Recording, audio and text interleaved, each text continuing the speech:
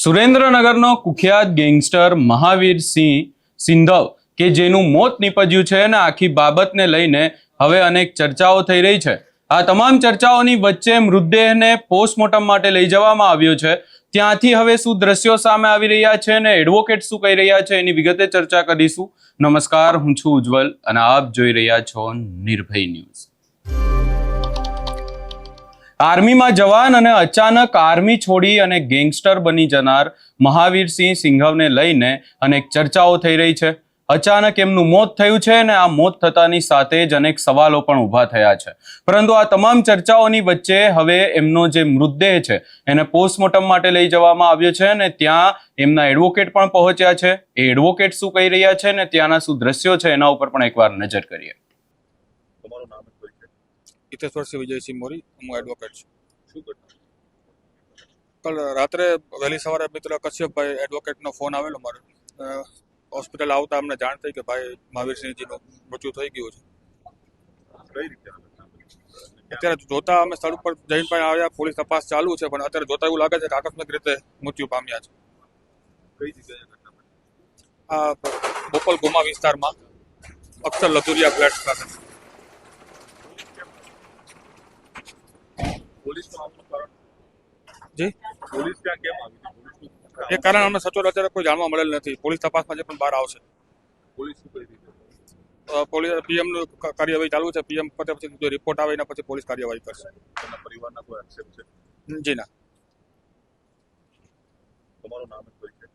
હિતેશ્વરસિંહ વિજયસિંહ મોરી, હું એડવોકેટ છું। શું ઘટના? કાલ રાત્રે વહેલી સવારે મિત્ર કશ્યપભાઈ એડવોકેટનો ફોન આવેલો મારે। હોસ્પિટલ આવતા અમને જાણ થઈ કે ભાઈ મહાવીરસિંહજીનું મૃત્યુ થઈ ગયું છે। કઈ રીતે આ ઘટના બની? અત્યારે જોતા અમે સ્થળ ઉપર જઈને પણ આવ્યા, પોલીસ તપાસ ચાલુ છે, પણ અત્યારે જોતા એવું લાગે છે કે આકસ્મિક રીતે મૃત્યુ પામ્યા છે। કઈ જગ્યાએ ઘટના બની? આ બોપલ ગુમા વિસ્તારમાં અક્ષર લધુરિયા ફ્લેટ્સ પાસે। પોલીસનું આવવાનું કારણ? જી, પોલીસ ત્યાં કેમ આવી છે? પોલીસનું એ કારણ અમને સચોટ અત્યારે કોઈ જાણવા મળેલ નથી। પોલીસ તપાસમાં જે પણ બહાર આવશે। પોલીસ શું કહી રહી છે? પોલીસ પીએમનું કાર્યવાહી ચાલુ છે। પીએમ પતે પછી જો રિપોર્ટ આવે એના પછી પોલીસ કાર્યવાહી કરશે। તેના પરિવારના કોઈ આક્ષેપ છે? જી ના। હવે આ આખી બાબતમાં એવી વાત સામે આવી છે કે મહાવીર સિંહ સિંધવ થોડા દિવસ પહેલા જ અમદાવાદના જે લક્ઝુરિયસ ફ્લેટ છે બોપલમાં ત્યાં રહેવા માટે આવ્યો હતો અને ત્યારબાદ આ થોડાક દિવસો પછી એમની સોસાયટીમાં રહીશીઓ સાથે માથાકૂટ થઈ અને વાત કંઈક એવી હતી કે આ જે મહાવીર સિંહ છે એ નશાની હાલતમાં હતો ને નશાની હાલતમાં એ સોસાયટીમાં તેના દ્વારા હોબાળો કરવામાં આવ્યો। હોબાળો કરવામાં આવતા જ સોસાયટીના લોકો પણ પહોંચ્યા અને સોસાયટીના લોકો સાથે મહાવીર સિંહે મારામારી કરી। આ મારામારી કરતાની સાથે જ ત્યાં જે લોકો હતા સોસાયટીના લોકોએ પોલીસને 112 નંબરમાં ફોન કર્યો।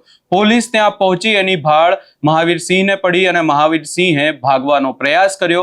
એ ભાગવાના પ્રયાસમાં ચોથા માળે એમનો પગ જે છે એ બાલ્કનીમાંથી લપસી પડ્યો અને તેઓ ચોથા માળેથી નીચે પટકાતા મૃત્યુ થયું। હવે આ આખી બાબતમાં પોસ્ટમોર્ટમ ચાલી રહ્યું છે।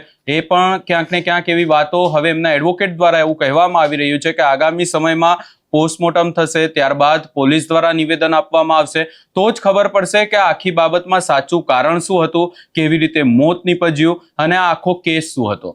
હાલ પૂરતું જે પોલીસ દ્વારા માહિતી આપવામાં આવી રહી છે અને પોલીસનું એવું જ કહેવું છે કે આખા કેસમાં મહાવીર સિંહને પોલીસ પકડવા માટે પહોંચી હતી, એણે ભાગવાનો પ્રયાસ કર્યો, એનો પગ લપસી જતા તે ચોથા માળથી પટકાયો અને એનું મૃત્યુ થયું। હવે એ પણ જોવાનું રહેશે કે આગામી સમયમાં પોસ્ટમોર્ટમની રિપોર્ટ આવે છે એનામાં શું સામે આવે છે, એની સાથે સાથે પોલીસ કોઈ નિવેદન આપે છે કે નહીં। આ સમગ્ર બાબતે તમારો શું અભિપ્રાય છે એ અમને કમેન્ટ કરી જરૂર જણાવશો। અમારી ચેનલ નિર્ભય ન્યૂઝને લાઇક, શેર, સબસ્ક્રાઇબ કરવાનું ભૂલશો નહીં।